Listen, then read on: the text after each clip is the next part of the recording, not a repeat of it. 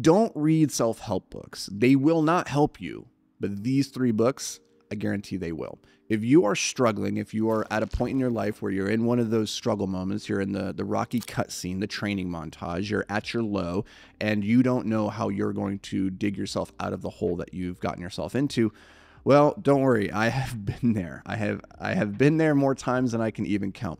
And the 3 books that I'm going to share with you today will help you. They will give you perspective, that most precious of gifts, to realize that you can persevere, that you can make it through, and it will give you tactical steps that you can take to make progress. These are not self-help books, but these will help you, I promise. The first book is called The Forgotten Highlander by Alison Urquhart. I don't know how to pronounce his name. This book, The Forgotten Highlander, is incredible. It's about a 2-hour read. It's very, very short. It is incredibly impactful, though. Alistair was in World War II, and he was in a prison of war camp and was forced to do all these horrendous, horrible things that it's actually quite hard to imagine. Just the barbarity of it, and the fact that he's able to not only persevere and endure all the horrible things, and I'm talking like truly horrible things that he survived over the course of like 3 to 5 years. He never lost faith. He always had this interesting perspective, and he's writing this book as a 90-year-old man, like on death's bed, and just like recanting this story and how he got through that. But not only through that terrible time, how he was able to come out of that war and all the scars that he obviously had, and how he was still able to make a happy life. It's incredible. It's incredible to realize the depths of depravity humanity can endure and yet still come out the other side with hope and optimism and a future.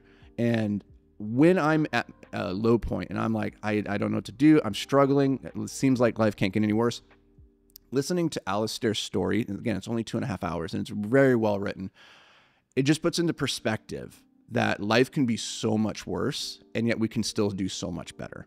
That book is beautiful, The Last Highlander. The second book is When Breath Becomes Air by Paul Kalanithi. This book will make you cry. This book is very sad. This book was written by Paul, who was a neurosurgeon helping cancer patients and whatnot. And then one day he gets the diagnosis that he has brain cancer. So he goes from being the savior to being the patient. And over the next 3 years, he writes this book. I don't know if it was 3 years. It was a very short period of time from when he gets his diagnosis and when he ultimately passes, and because it's terminal. And he knows it. He's writing this book from the perspective of a man who's about to leave the world. He's only 38 years old. He's just about to start and end his residency and start in this next phase of his life with his wife and thinking about having kids and all this stuff. And really wrestling like, okay, what has my life meant up to this point? How do I face death bravely? How do I share what I'm going through? And this book, he doesn't make it out, and he knows he's not going to make it out either. But it's so beautifully written. It will make you cry, and it will make you appreciate the life that you have that much more.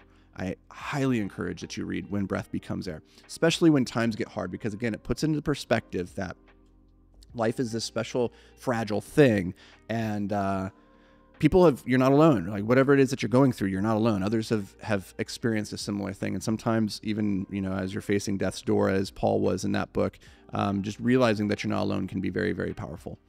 The last book is called Endurance by, this is actually written by Alfred Lansing, but it's about Shackleton's incredible voyage to Antarctica.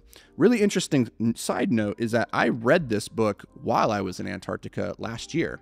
And it was a very interesting experience being on this luxury boat in 21st century modern technology, surrounded by all the trappings of comfort, despite being in this it's still very foreign place on the planet.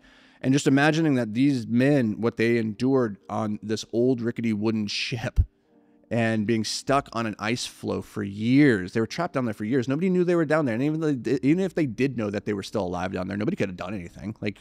Back then, there was nothing. And yet, so many of these men survived a ridiculous adventure. It's absolutely outlandish what they were able to endure. when so many other men might have just given up and at any point just said, I've had enough of this.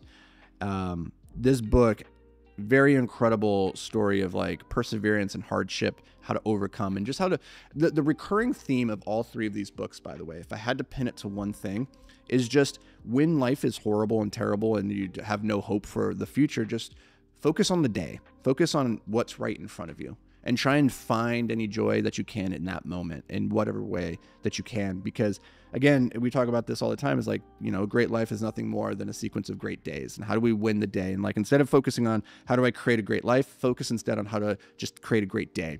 And over, these guys were just, they would just keep telling themselves, get through today, just get through today, get through today. They wouldn't worry about what about next month or next year or anything like that. Just get through today.